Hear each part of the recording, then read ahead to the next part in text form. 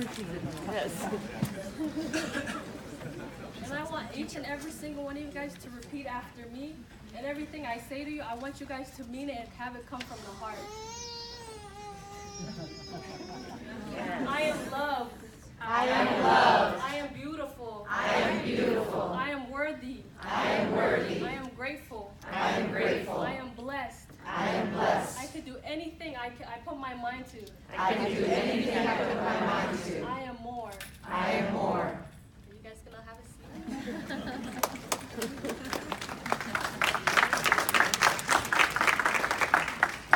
So the reason why I started off my panel like that was because that's how every classroom in America should be started off. Not even in America, in the world should be started off. And honestly, I'm nervous as hell. I didn't even know I was gonna be up here and speak to you guys today. But the reason why I say every classroom should be started off like that is because when I walk into a classroom, the first thing I'm handed is a piece of work or my test score. And I'm told, hey, this is what you are. But I'm never told that I'm more than, I'm never told I'm worth something. I'm never told that I'm beautiful. I'm never told that I'm grateful. I'm never told that I'm blessed. And as educators, I feel like sometimes you guys forget that it's not about just teaching us a math problem or teaching us how to put a period at the end of a sentence.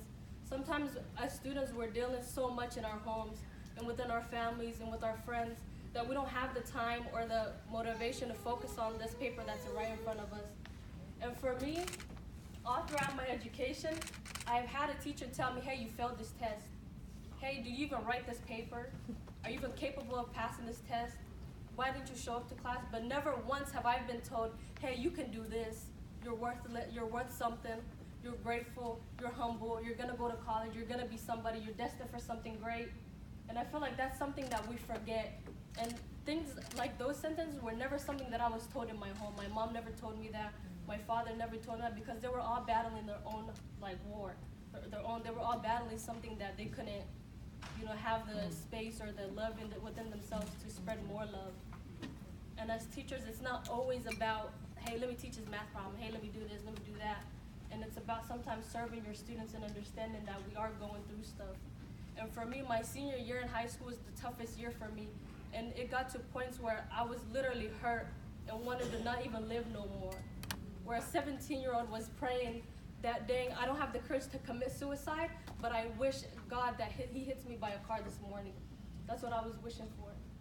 Because I didn't have a single teacher tell me, hey, you're gonna get through whatever you're going through in life. Or you're more than whatever you're dealing with right now. And that you're gonna get far in life and you're gonna be somebody one day. And because of that, I had to move away from the environment that I was in because I knew I was not gonna heal in that same environment that I got sick in. I knew it was toxic and I had to remove myself out of that because the people that I thought were there to help me didn't even tell me that I was somebody.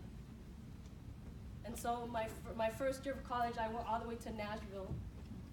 And I went to a historically black school because I wanted to go to a historically black school at that time. I wanted to be surrounded by people that looked like me because I was never told that my complexion was the reason why I was beautiful or that my hair was the reason why I was beautiful. So I surrounded myself with people that looked like me, that talked like me, that act like me. And within that space, I was able to heal and grow as a person and find who I was as a person. 2 or 3 years ago, I would never be in front of an audience like this, even one single person, and have the courage to speak. I would be in the back hiding.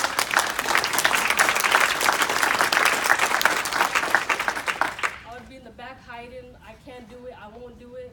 Telling myself I can't because nobody told me that I could. And because of that 1 year, I grew myself. I said, you know what? Nobody knows me. I'm going to be the person who I've always wanted to be. I'm going to wear what I want, do what I want, speak what I want, wear what I want, be who I want, because nobody can tell me nothing. They don't know who I was. And then after that, I'm very blessed for that I got to have that experience and really grow as an individual and as a black woman in this country. But it wasn't fair to me to just have that opportunity to myself. And then I came back home. I was like, you know what, I'm healed. Now I can pass on what I learned to younger generations and younger people, or people my age or people even older. So then I couldn't really, I started off with my siblings at first. And I read books now, like personal growth books. I talk to anybody that I can possibly talk to.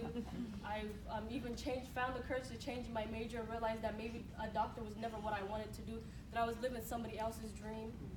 And now I'm living for myself because I realized that I'm more than.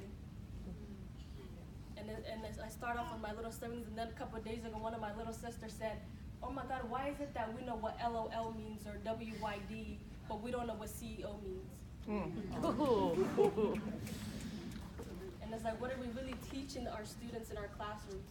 It's not I have never in my life used a math problem that I learned in my class outside of school. And it's programs like I Am that are really needed in our schools, because now young kids are taught, hey, you're worthy of doing whatever it is that you want. 2 years ago, I didn't have the courage to get up to an audience, stand up, and even talk, and look what I'm doing now.